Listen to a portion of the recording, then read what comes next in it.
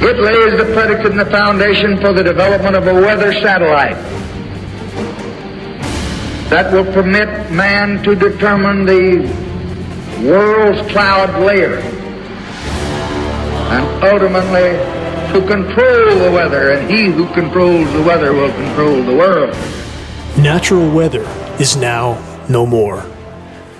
Rising temperatures are intensifying California's atmospheric river. This report states as storms get warmer and wetter, the state's flood control system is struggling to keep up. Climate change, the report says, is supercharging floods and droughts. Let's correct that headline. Climate engineering weather warfare operations are supercharging an already broken global climate system. Climate intervention operations are the single most destructive and dangerous human activity, short of nuclear annihilation, which is likely also on the near-term horizon. Any and all so-called climate science experts, so-called meteorologists, so-called elected public officials, or matrix media minions that deny the ongoing, shockingly obvious climate engineering atrocities are either criminally ignorant or lying. Take your pick. This is Dane Wigington with Geoengineeringwatch.org. You're listening to the weekly installment of Global Alert News, the end of the world as we know it broadcast, commercial-free, non-political, and covering the most dire and immediate threats we collectively face. Let's connect more puzzle pieces. Moving on.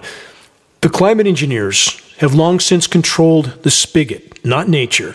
Record drought and deluge scenarios are the hallmark of climate engineering operations.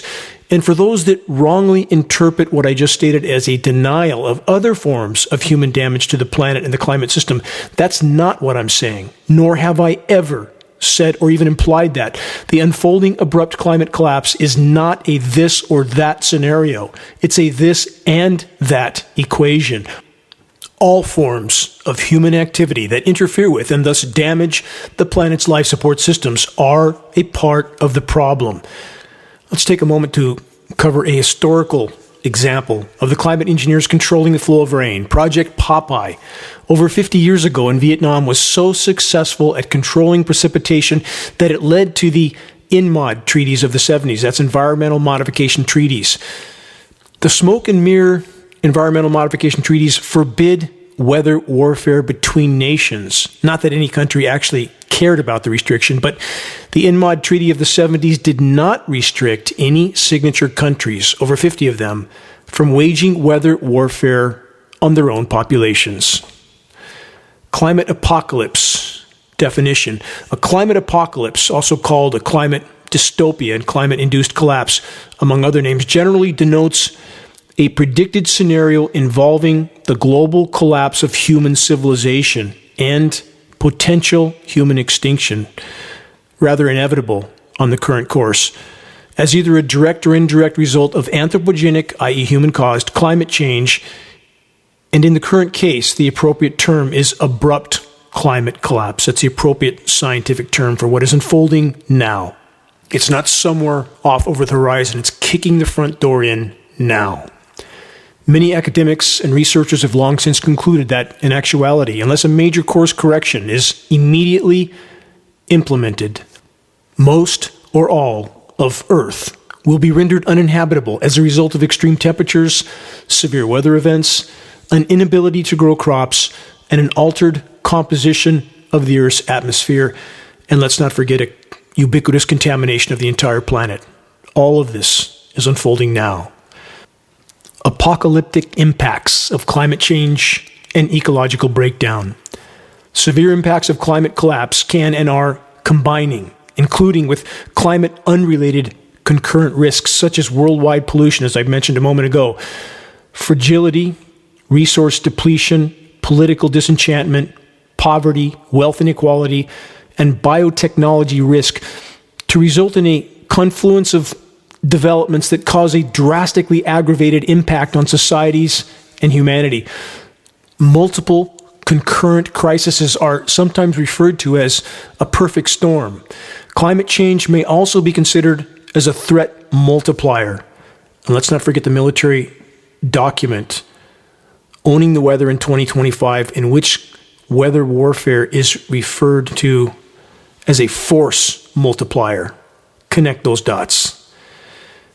All of this exacerbates existing trends, tensions, and instability. Climate-related factors of a potential collapse include famine, as stated, crop loss, drought, extreme weather, hurricanes, floods. Again, geoengineering and drought deluge scenarios are inseparable. War, aka global conflict, caused by scarce resources and, of course, resulting conflicts from that scenario.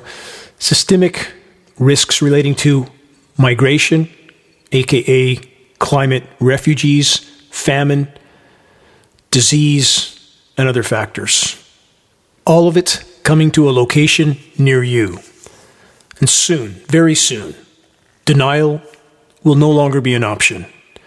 About the atmosphere, accelerated warming and climate collapse reduces the capacity of the oceans to absorb oxygen.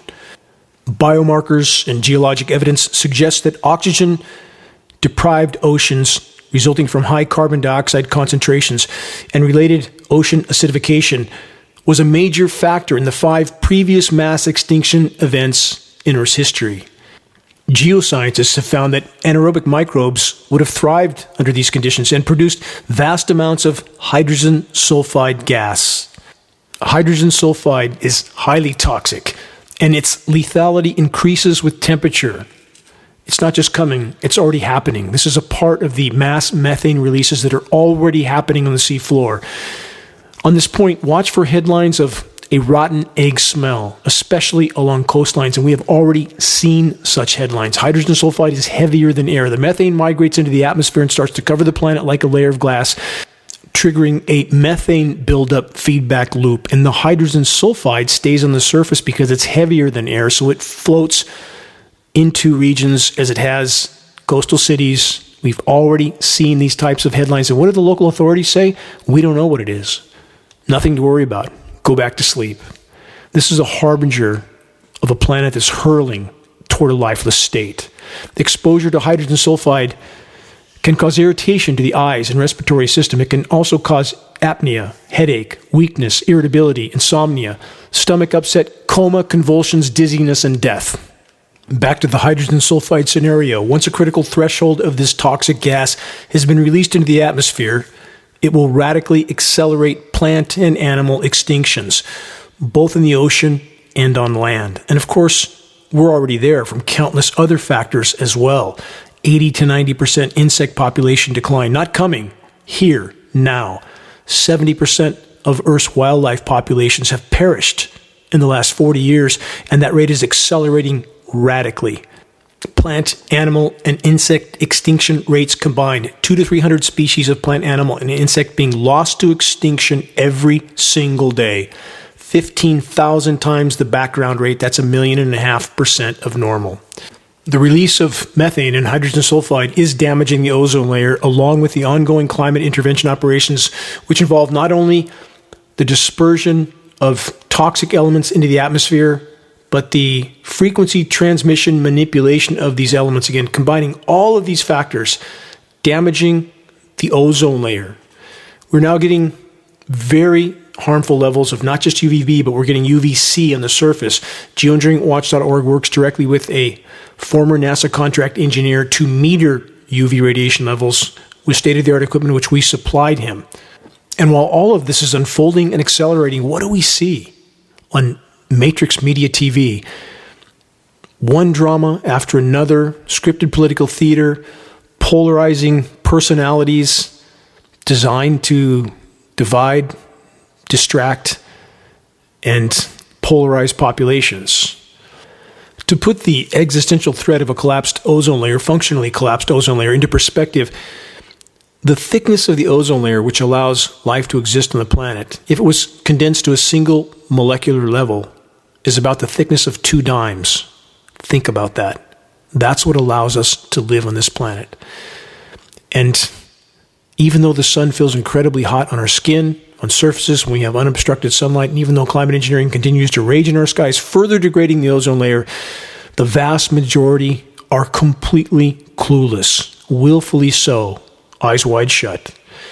Deformities found in fossil spores in Greenland provide evidence that this may have occurred during the Permian extinction event, ozone layer functional collapse. At the end of the Paleocene and Triassic eras, mass extinctions occurred at carbon dioxide concentrations of around 1,000 parts per million. And yes, too much CO2 is bad. Of course, it's necessary for life on Earth, but too much, especially too fast, is highly detrimental. Example I've given so many times, water. We can only survive 2 or 3 days without it, but go 10 feet under and see how long you live. Not very long. You can't just completely alter atmospheric chemistry, not just alter, but contaminate. A cocoon of toxic elements now surrounds our planet that's being bombarded with highly devastating frequency transmissions to manipulate these particulates. We live in a toxic fishbowl, and we're not going to live much longer if we continue on this path. And in regard to the CO2 concentrations, as covered in a previous broadcast, available data and science indicates that if we reach the 1200 ppm, parts per million threshold, the planet's cloud-making ability may fail. Currently, although CO2 is officially stated as 420 parts per million, if we add methane, nitrous oxide, and other greenhouse gases, the CO2 equivalent is over 800 parts per million. Again, at 1,200 parts per million, it is believed the planet's cloud-making ability will fail. At that point, game over. So back to the climate intervention operations and the pharmaceutical industrial treatment for planet Earth to fill the sky with highly toxic, atmospheric destroying, sun-blocking particles. How could that possibly be seen as anything other than a death sentence, not just for the human race, but for the entire web of life? And this whole planet is run by the criminally insane money printers who control military machines, whose ranks are filled with the morally bankrupt criminals that will say or do anything to achieve some level of power. And all the while, we are hurling toward near-term planetary omnicide. About mass extinction, let's add a little more perspective on this front. The Earth is currently undergoing, again, its 6th mass extinction event as a result of human activity. And during the Permian-Triassic extinction events 250 million years ago, Earth was approximately 6 degrees C hotter than the pre-industrial baseline. At that time, 95% of living species were wiped out, and sea life suffocated due to a lack of oxygen in the ocean, and soon to be an atmospheric oxygen depletion as well, happening right now on planet Earth. Atmospheric oxygen content is plummeting because plankton populations are crashing. The forests have become carbon sources instead of carbon sinks. So many factors that are causing this are directly related to climate engineering. That is not to downplay all the other forms of human activity. We have been unimaginably horrific stewards of planet Earth, but climate intervention operations are preventing the planet from responding to the damage done. The few Arctic scientists that are actually telling the truth about what's unfolding have already concluded that due to dozens of self-reinforcing climate feedback loops like seabed methane release, which I just covered, we may face a runaway climate collapse scenario that is so severe, terrestrial temperatures could rise by as much as 15 degrees C by the end of this decade. If this happens, there won't be any need to worry, as all of us, and most, if not all, of life on Earth will be long gone. How many are wholly focused on the unfolding bank collapses? More on that in a moment. But first consider that, of course, governments around the globe are and have long since been engaged in covert climate engineering projects, a climate engineering Manhattan Project. Covert only in the sense that the vast majority have eyes that cannot see, trained from birth to see only what they're told to see. Forgive me for a momentary rant. I'll keep this short. But this is the road we are on. This is our collective, extremely near-term destination. Planetary omnicide, short of a complete and immediate course correction. And clearly, this is what it will take before the vast majority of Americans start to care about something other than football games, fast food, material acquisitions, and matrix media scripted, polarized, distract, divide, and conquer political theater. Other first world populations are suffering from the same epidemic of normalcy bias and Stockholm syndrome.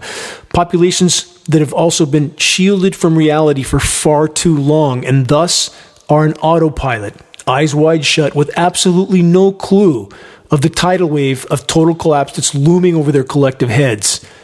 Nearly the whole of the human race, like the famous photo of the Sri Lankan man standing on the beach, staring out at the receding ocean, clueless of his fate, as the tsunami was almost upon him.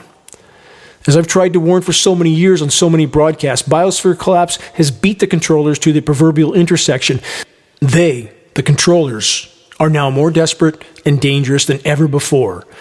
As unfolding events begin to awaken populations from their former comatose state, the predator-parasite class can and will play their cards, and they hold many. The branch is already well past the breaking point. On any given day, and from many potential directions, our collective reality can be completely capsized by the controller class. And never forget this. They, the money printers, could not do what they are doing without the active or passive support of a majority population. We have seen the enemy, and he is us. Unfolding and accelerating global ecological collapse will and is forcing the implosion of the so-called global economy, which was never sustainable, not even close. More accurately, military-industrial so-called societies were and are doomed to mathematically certain near-term self-annihilation. On that note of good cheer, some case-in-point headlines. First, this from Mother Jones Journal. Why didn't regulators see Silicon Valley Bank's collapse? How do we know they didn't see it? They just didn't mention it. From Harvard University, this: more turbulence likely ahead after bank collapses. That's a gross understatement. From Forbes.com, this: bad news for banking, why more trouble is coming. Again, immense understatement. The banking collapse very soon will be the least of our worries. Next, from ABC News, the market is telling us something very bad is coming. Yes, that is true. From CNN, America's biggest problem is its politics, not its banks. That headline so far off base, I don't really know where to start in addressing it. From the Foundation for Economic Education, this: the coming financial collapse of Social Security. Those are just examples. There are many, many more. And our U.S. mainstream matrix media says nothing ever about the unfolding global collapse of habitat on which all of our lives completely and totally depend. If all of that sounds bad, consider and remember that it's only a bump in the road in comparison to the about to hit with full force, abrupt climate collapse being further fueled by global climate engineering, aka weather warfare operations.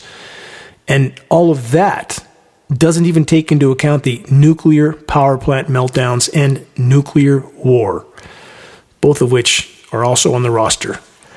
And even now, the mass deception continues. The facade that global climate engineering operations are only a dangerous proposal and not an ongoing lethal reality. Of course, governments around the globe have long since deployed climate engineering operations. It's incredibly naive to believe otherwise. It is willfully blind to believe otherwise. Our filth-filled skies, grid patterns, atmospheric haze for no apparent reason, views often so obscured that it's as if there's some distant wildfire filling the skies with smoke, even in the middle of winter, when no such fires actually exist. Geoengineering is weather warfare. To those that still believe our government and others exist to protect you and your posterity, time to wake up. They're cooling the herd at, quote, warp speed on countless fronts. Moving on, from the worldeconomicforum.org, this headline: how much faith can we have in backup plans for the climate? Question mark. What are the backup plans they're referring to? Climate engineering, of course, deployed over 75 years ago with already catastrophic results from a life on Earth perspective, but from the predator class perspective, a successful weapon of war. A successful means of sickening, subduing, and controlling populations till the brutal bitter end, and all the while blaming it on nature. From France24.com, governments vet crucial UN climate science report. From that article, the United Nations Intergovernmental Panel on Climate Change synthesis report to be released on March 20th will detail observed and projected changes in Earth's climate system, past and future impacts such as devastating heat waves, flooding and rising seas, and ways to halt the carbon pollution pushing Earth toward an unlivable state. First, the IPCC, which is the scientific panel referring to here, is the largest scientific panel ever assembled on any subject in human history, and their job is to pacify populations till the brutal bitter end by downplaying the true severity and immediacy of what's unfolding, and they are tasked with covering the tracks of the climate engineers. None of their data is accurate, but it's in the opposite direction of most people would like to think. They would like to think that such panels are just some form of alarmism. And I'm so tired of hearing that term referring to the true state of the planet's remaining life support systems. We face a near-term fight for life. If that's not cause for alarm, what is? Here's a former headline report from IFLscience.com, a report that sounds bad but is actually far short of the truth, like so much of what we get from the so-called climate science community. Here's the headline: chances of societal collapse in the next few decades is sky high, modeling suggests. From the report, Earth's civilization has a very low probability of surviving the next few decades without facing a catastrophic collapse, according to a study published in the Nature journal. Again, this is the core piece of the bigger picture puzzle that the vast majority are still, even now, refusing to even face, let alone to assimilate into their perception of reality. The U.S. government crime syndicate will never admit to the climate engineering crimes unless forced to, until a critical mass of the public looks up, until enough decide to use their God-given sense of reason and logic, until enough are willing to face reality. In the meantime, the official denial and secrecy will continue to be enforced. And for those that don't yet understand what the government secrecy is and isn't actually about, here it is. Government secrecy, so-called classified information, isn't about protecting us from the many enemies that the U.S. government has created and fueled all over the world by pursuing empire, by looting, plundering, pillaging, and polluting other countries at the point of a gun. No, government secrecy and classified information isn't about protecting us from self-created enemies. The extreme government secrecy on so many fronts is actually about hiding truly shocking levels of government criminality from public view, from public knowledge. Unfortunately, the same public is all too willing to keep their eyes wide shut while telling themselves that they just need to keep thinking happy thoughts and everything will magically work out. Again, this question: how's that going so far? Is all of this reporting just doom and gloom? No. It's reality. And if not fully faced by a critical mass of populations, our days are numbered. About the California flooding, just as was the case with the December-January sensationalized rainpocalypse event, multiple mainstream sources showed film footage and photos from a few selected regions, most recently the same small town of Pajaro, California. Engineered winter weather warfare. Chemical ice nucleation cloud seeding elements. These are patented processes. Search the engineering winter section on the homepage of geoengineeringwatch.org to learn more. Manipulated atmospheric moisture flows. The use of ionosphere heaters, critical on that front. They can manipulate upper atmospheric wind patterns, thus moisture flows. And all of this taking their toll on the already badly battered state of California. Only just over a week ago, I was shoveling the snow off my roof into the night, nearly 30 inches of it, while the parade of geoengineering jet aircraft could be heard in the darkened skies above my off-grid wilderness home. And now, all that snow is gone. And during this week, the intensity of the sun was exceptional. So few take notice of the extremes and the completely unnatural weather whiplash scenarios. And even after the heavily seeded storm clouds clear, the silvery white, not-so-blue skies, climate engineering aerosol-filled skies persist, especially visible in the mornings and evenings. Now, how many stop to consider just how much toxic atmospheric pollution it takes to murk up the skies that bad, where you look across the valley and you can't even see the mountains on the opposite side. You can't even make out the cumulus clouds above those mountains because they completely blend in with the climate engineering aerosol canopy. And as all of it settles down to the surface level, we get to inhale it with every breath we take. As many as 20 million nanoparticles in every breath. With all that in mind, new from the UK Guardian, U.S. allergy season starting earlier due to global temperatures rising, scientists say. The report says, trend sees higher pollen levels and worsened allergy and asthma symptoms. In addition to this report, consider that every other Matrix Media TV commercial is for breathing disorders. Question, is the epidemic of respiratory distress just nature being bad, with no connection to the geoengineering jets dumping tens of millions of tons of toxic nanoparticles into our skies? You decide. From ABC News, California drought. Recent storms put the, quote, nail in the coffin for drought. Again, many of the regions flooded in California were the same regions hit hardest in the first sensationalized rainpocalypse event. This report then states reservoirs are expected to fill this summer thanks to the massive snowpack. The drought is effectively over in California. Really? Is it over? Again, I mentioned this in last week's broadcast. Does that mean the forests are going to magically come back? No. Doesn't mean that. Does that mean that all the contamination, streams, soils, all our farmland, that contamination from the heavily seeded rain and snow is going to go away? No. Doesn't mean that either. And about the drought itself, you cannot erase, for example, in my location on the east side of Lake Shasta, a shortage since 2007 of about 500 inches of rain. But headlines and reports like this are designed to pacify populations into going back to sleep, something too many are far too willing to do. And even with the combined highly sensationalized engineer rainpocalypse and snowmageddon events in California, the largest reservoir in the state, Lake Shasta, again in my backyard, is now only a bit over 2/3 full. Lake Trinity, another of the state's largest reservoirs, is still hovering at about 1/3 of capacity, about 35%. Don't see that in many headlines. Again, as I stated in a previous broadcast some 6 weeks ago, the climate engineers completely altered the formerly scheduled weather for the U.S.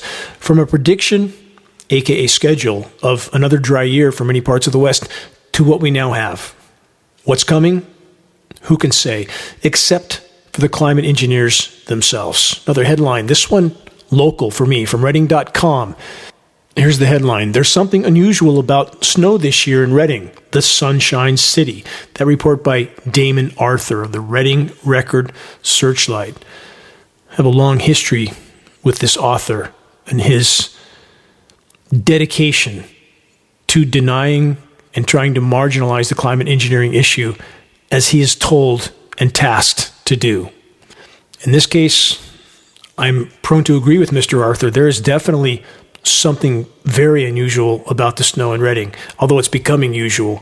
It's completely contaminated with surfactants, polymers, graphene, aluminum, barium, highly toxic snow. And as far as Reading being the Sunshine City, not so much anymore. Constantly covered with a canopy of climate engineering filth. Welcome to the asylum. From MSM.com, as snow records fall along the eastern Sierra Nevada, fears loom over impending snowmelt. Yes, build up the chemically nucleated snowpack and melt it.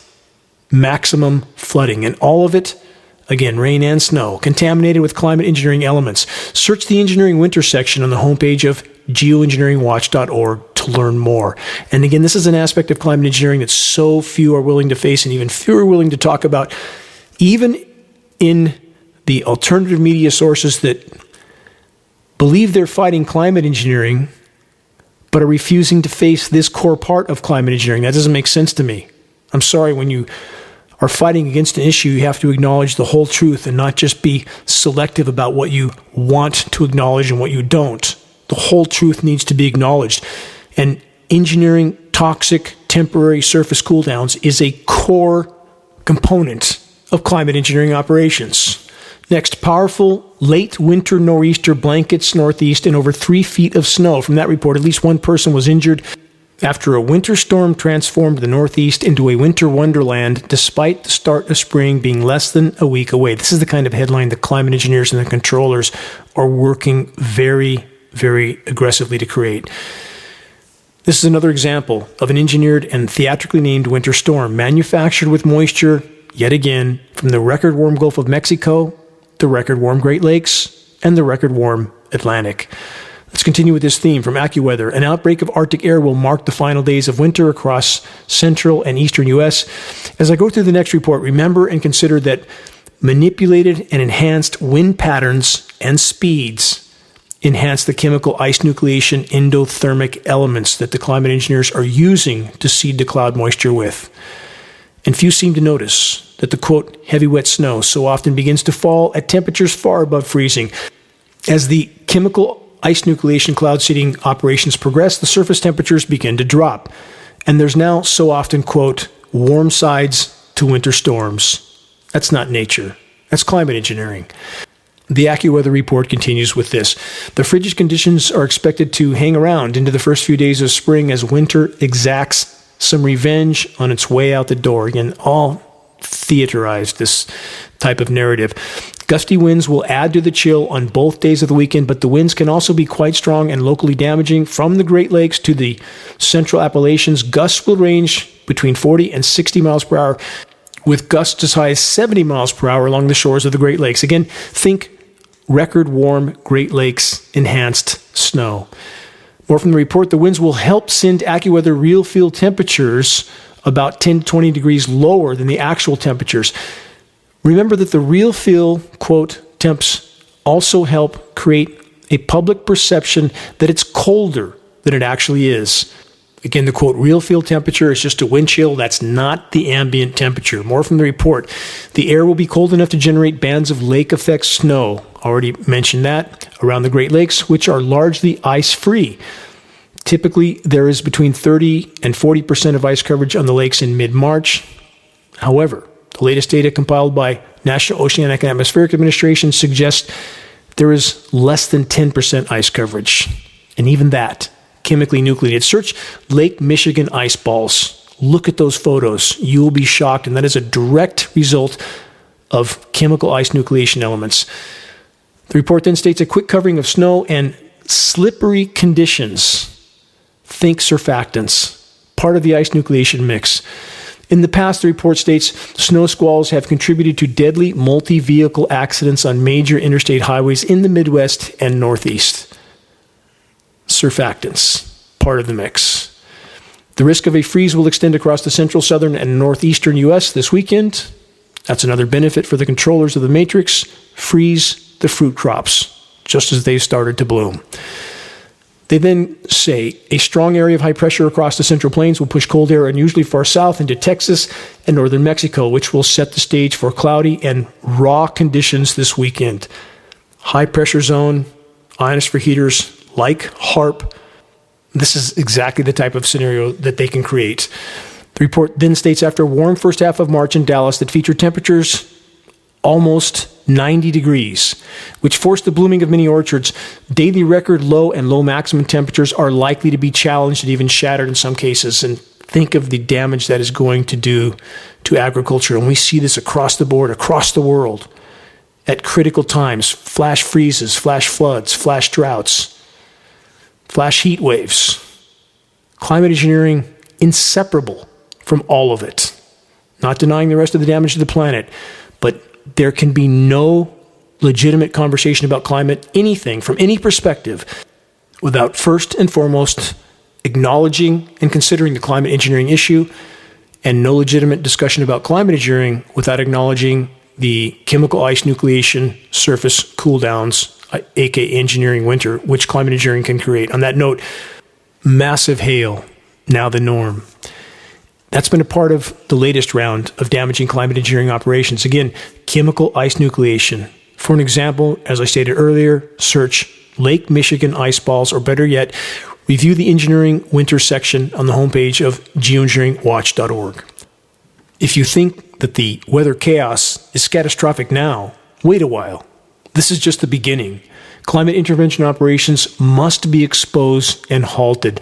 The planet must be allowed to respond to the damage done on its own. This is our only chance of buying time.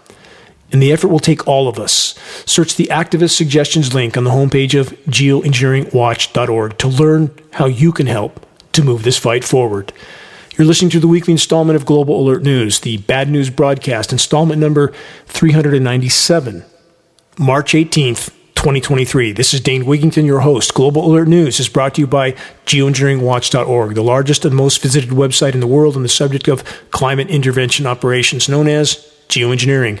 The commercial-free, non-political Global Alert News Hour is now broadcast on 22 AM and FM stations throughout the country. Recordings of this broadcast can be found on the homepage of geoengineeringwatch.org under the recent column on the right side of the page. Geoengineering Watch wishes to express our deepest gratitude to those that have helped us to expand our reach and thus our voice in this desperate last-hour effort to sound the alarm. On that subject, if you're on our email list, please put us on your email contact book so that our mailouts don't go to the spam files. Please help us to share the groundbreaking documentary, The Dimming, which fully exposes the climate engineering atrocities, now with over 1.2 million views on YouTube. The best way to share is by circulating the direct link to The Dimming by email directly from the homepage of geoengineeringwatch.org. Sharing directly helps us to overcome social media censorship. When viewing our YouTube of The Dimming or Global Alert News or any other Geoengineering Watch video on YouTube, please subscribe, share, and comment, all of which helps us to circulate critically important data to a much wider audience. How do we reach those that still aren't looking up? Geoengineering Watch awareness-raising materials can be found on our homepage. Our only goal, to provide activists what they need to move this fight forward. There are very high-quality printed materials with shocking images. A picture's worth 1,000 words, as the proverb goes. And we pass these materials on for less than our total cost of producing and shipping. Our only goal, to get them into circulation. We now have new Geoengineering Watch hoodies to go with our new Geoengineering Watch shirts, both with very high-quality 4-color images on both sides. The images of a military jet tanker descending down over the planet and spraying. A dimming sun is in the background with this caption, "Stop Climate Engineering, Investigate," and below that, geoengineeringwatch.org, so that people have a credible source of data to investigate further. Scannable business cards and bumper stickers, all effective tools to help strike up a conversation on the climate engineering issue. Waking the masses to the climate engineering onslaught is the great imperative. If we can expose it, we can stop it from the inside out by awakening those involved, including our military brothers and sisters, to what they're participating in, i.e. their own demise. And they have taken an oath to protect their countrymen from all threats, foreign and domestic, and just following orders and pretending that what you're told is true, that this is some benevolent act or operation, that couldn't be further from the truth. It is up to our military brothers and sisters to figure out what they're participating in and to stop participating in something that is clearly illegal, immoral, and deadly. If you're willing to share a picture of yourself with a Geoengineering Watch t-shirt, perhaps at a gym, farmer's market, busy street downtown, please send us your photo so that we can post it as part of our activist compilation, which is now part of our materials page. The images encourage others to make their voices heard in this all-important battle to sound the alarm. Final mention, if you know any radio station that's interested in airing the non-political commercial-free Global Alert News Hour, have them contact us at admin@geoengineeringwatch.org. This battle's a team effort. If we can awaken the masses, we could yet alter the equation. My deepest gratitude to all those that are steadfastly committed to this must-win fight for all that matters.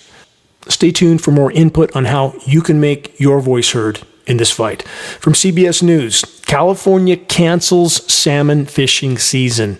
The report says so few fish have been found that the state has now issued a ban on salmon fishing along the entire coast. Other forms of fishing have long since been banished. We know we lost at least 11 billion crabs further north in the Pacific. What will it take before people understand the gravity and immediacy of what's unfolding? Next headline, this is another example of industrialized, militarized society caused carnage. Again, only an example from countless others that are constantly taking place on too many fronts to even begin to cover. From MSM.com, California will soon be covered in, quote, zombie forests, end quote, thanks to climate change. The report says The Walking Dead has pretty much come to life in the Sunshine State's forest thanks to global warming. They say a recent study found that warming temperatures have created, quote, zombie forests throughout the state of California.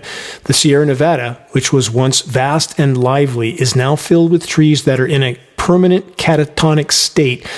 And as temperatures continue to rise, certain varieties of trees, the report says, are no longer suited to their environment. And they are therefore living a ghost-like existence. The study was led by a team of Stanford University researchers. The study estimates that over the next 80 or so years, twice as many trees will likely be considered zombies. So how will California prepare to deal with these growing numbers of, quote, zombie forests, question mark? Here's my question.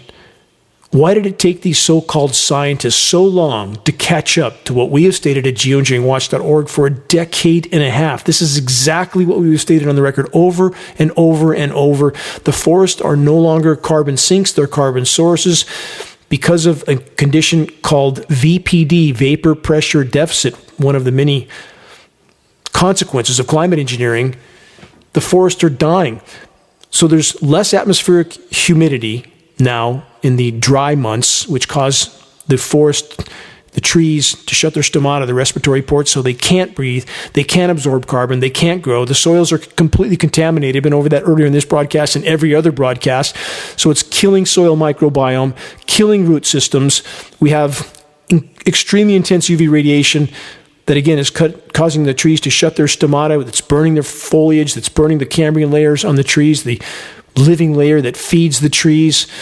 We have dry seasons now that are 2 or 3 times longer than the historical norm. And none of this mentioned by these so-called scientists that seem to blame it on the trees for being in the wrong place. And about the statement from these so-called scientists of how bad it will be in the next 80 or so years, we won't be here. That is a mathematical and statistical certainty in the current course. We will be long gone. A figure of 8 years would be ridiculously optimistic, let alone 80. The so-called climate science community is mass deception at this point, nothing less. From AccuWeather, this: water disasters on both ends of the spectrum, dry and wet, are getting more intense as planet warms, study finds. The report then states the research comes as California is slammed with yet another atmospheric river this season, dumping torrential rainfall and crushing snow to a region that has spent the past several years mired in drought. It's not the past several years. We've had since 2007. That's 16 years. Statistically, conservatively, the worst drought in 1,200 years. And they pretend that it's only a few years of drought, and somehow a few rainstorms that are theatrically named will make everything better.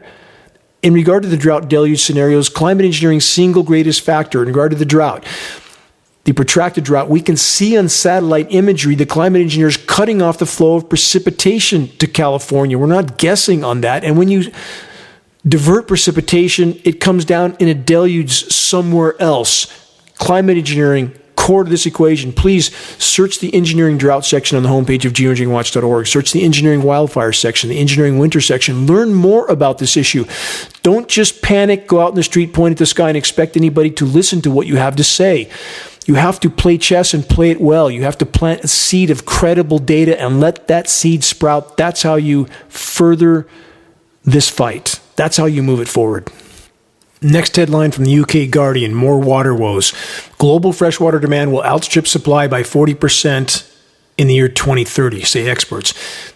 The article says landmark report urges overhaul of wasteful water practices around the world on eve of crucial UN summit. Human survival depends on sustainable water cycles, the report says, and functional habitat, both of which are collapsing by the day. Again, this reminder, based on all available atmospheric testing data, every single drop of rain on planet Earth is now contaminated, and not just by any contamination, by PFAS forever chemicals, and this doesn't bode well for life on Earth.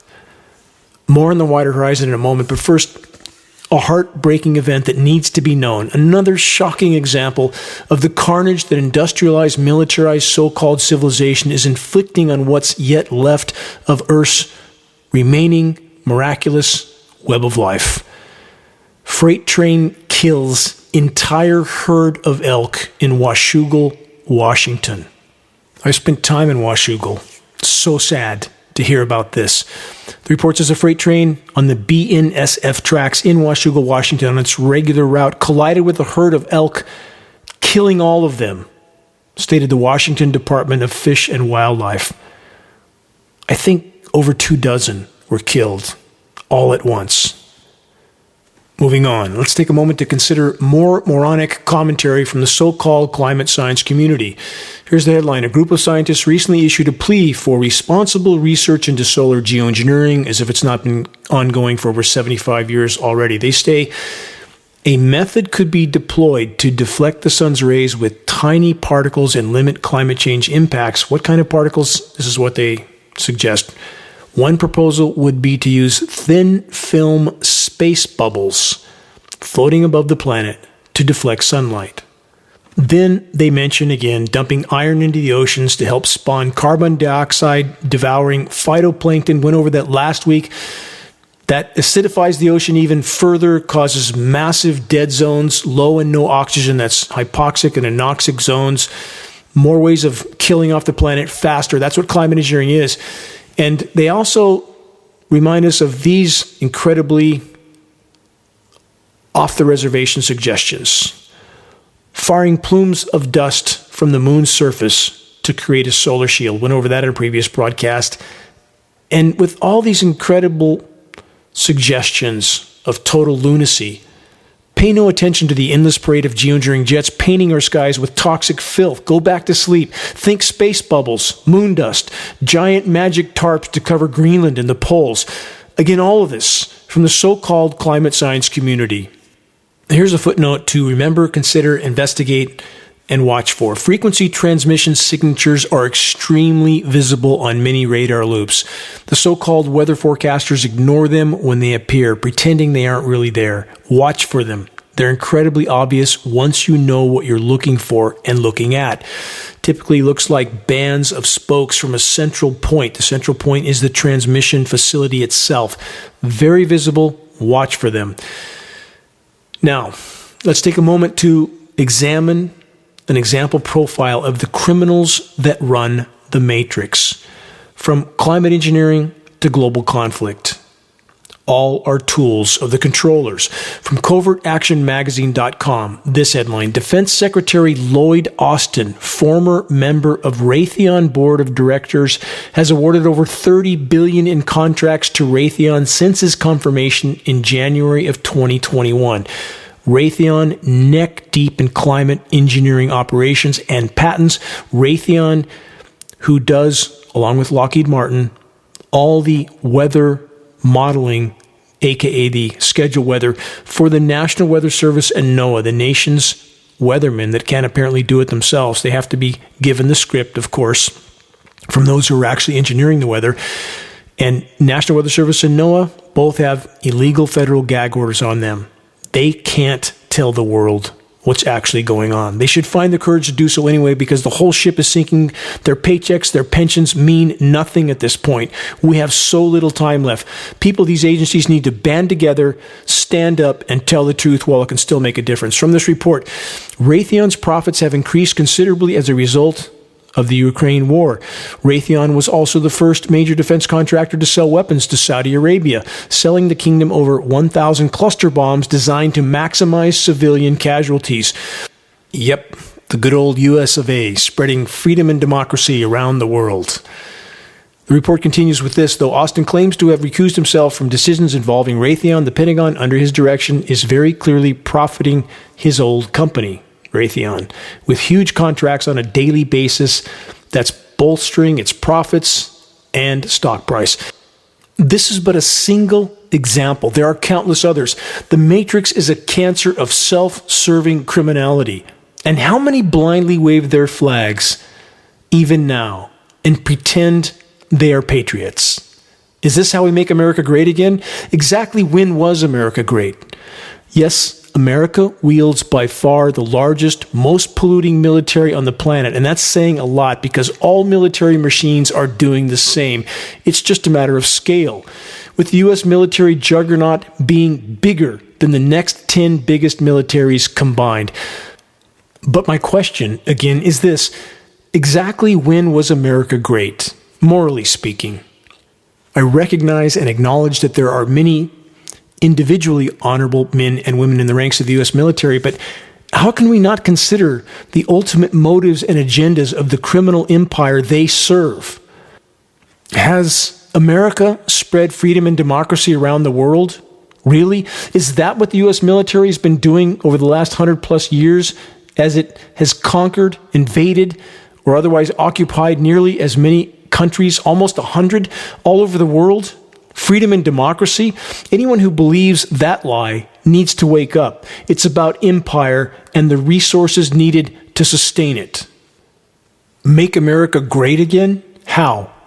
By killing off what's left of the web of life? No thanks. The once thriving forests that surrounded my Northern California off-grid home are now deafeningly silent and dying by the day. The teeming with life wilderness that I trekked through in solitude for many years is completely disintegrating. Dead trees everywhere, almost no wildlife except the occasional bewildered deer or half-starved bear. The symphony of bird songs that once woke me in the mornings as I slept soundly on the forest floor are gone. Nothing. Only silence. And how do the power structure programmed so-called patriots respond when they hear such criticism of their country, or rather the criminal cabal that controls it? They lash out without a clue. I get messages telling me that I should love my country, apparently with my eyes wide shut, or I should leave, they say. What a pitiful response from people that pretend they're patriotic. And no, this isn't patriotism. This is programmed blind allegiance to a criminal cabal masquerading as a legitimate government while using the U.S. military machine to loot, plunder, pillage, and pollute any country anywhere that possesses the resources the Western Empire needs to sustain itself. So to those that send me the type of comments I just mentioned, here's my response. Yes, this is my country, including the dying forests and web of life that surround me, a web of life on which my life, my children's, and all of our lives completely depend. And yes, I will fight to defend it till my last breath. For those who don't yet see it or comprehend it, the party's over. The brutalizing of the planet in the attempt to sustain the completely unsustainable, aka the military-industrial societal juggernaut of destruction, is in its death throes. More headlines on weather warfare and the coming collapse. This one from SciTechDaily.com. Unprecedented wonder. Tropical Cyclone Freddy's record-breaking month-long journey across the Indian Ocean, wiping out third world countries and populations in its path, back and forth. Unprecedented what this storm did. Climate engineering certainly connected to that equation. From AccuWeather, death toll soars in Malawi following destructive Cyclone Freddy, as I just made mention of. From thehill.com, this updated report: giant seaweed blob twice the width of the U.S. takes aim at Florida. From BBC, why East Antarctica is a sleeping giant of sea level rise. It's coming. Next, marine heat waves are sweeping oceans around the world. And this from the UK Guardian: ecosystem collapse inevitable. Unless wildlife losses are reversed, they're only accelerating.